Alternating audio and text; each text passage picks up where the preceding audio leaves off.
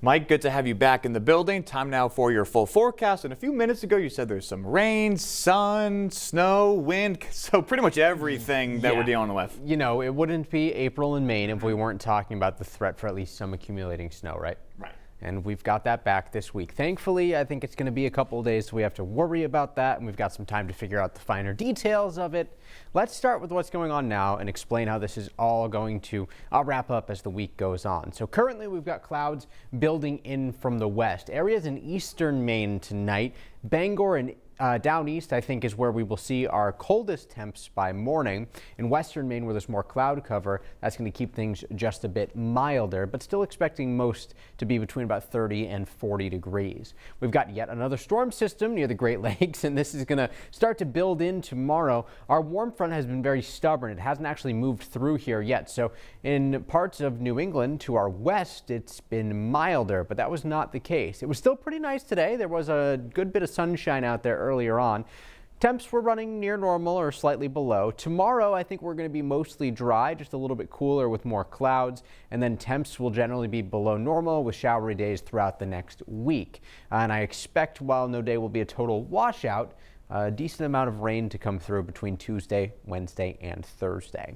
Here's the clouds building in tonight. Again, down east in areas basically east of Bangor is where I think things will stay just a little bit clearer. And notice we've got clouds that build in from the east tomorrow and from the west. So these converge over Maine, with most of us seeing partly to mostly cloudy skies throughout the day. Temperatures inland will be a bit warmer than at the coast. We've got wind coming off the ocean at the coast. That's going to keep things closer to 50 degrees, whereas areas inland should be closer to 60 degrees. Showers hold off tomorrow, but by the time we get into Tuesday, we'll be watching the moisture steadily move closer to us. As early as 6 a.m. Tuesday, we've got showers knocking on the door for western Maine.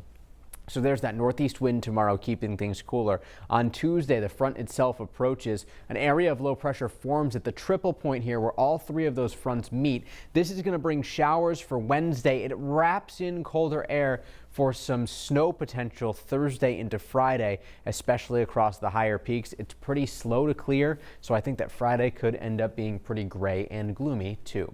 Seas around 2 feet tomorrow, northeast wind 5 to 10 knots, becoming east in the afternoon. And that's going to be our story for most of the week. Wind out of the northeast. It gets breezier on Thursday. Mountain snow slow to clear Friday, brighter and breezy by Saturday. And notice the temperatures even at the coastline are likely only going to be in the 40s on Thursday. Just a rainy, raw, breezy day before we finally start to mix in some nicer weather by next weekend. But Sam, even 55 by next Sunday, May 1st, is below average for this time of year. So, you know, it's just one of those patterns where things are going to be feeling a little bit cooler. And I think we're stuck in that for at least the next 2 weeks. I was going to say, I think a lot of us at home, and even me, I've been hearing you guys say below average, below average. When is the warmth coming, Mike? We're wondering the same thing. I'll let you know as soon as I know. Okay, well, fair. Thank you. All right, coming up after the break, we'll take a look at some of the state's fire departments in the middle of training for Maine's wildfire season.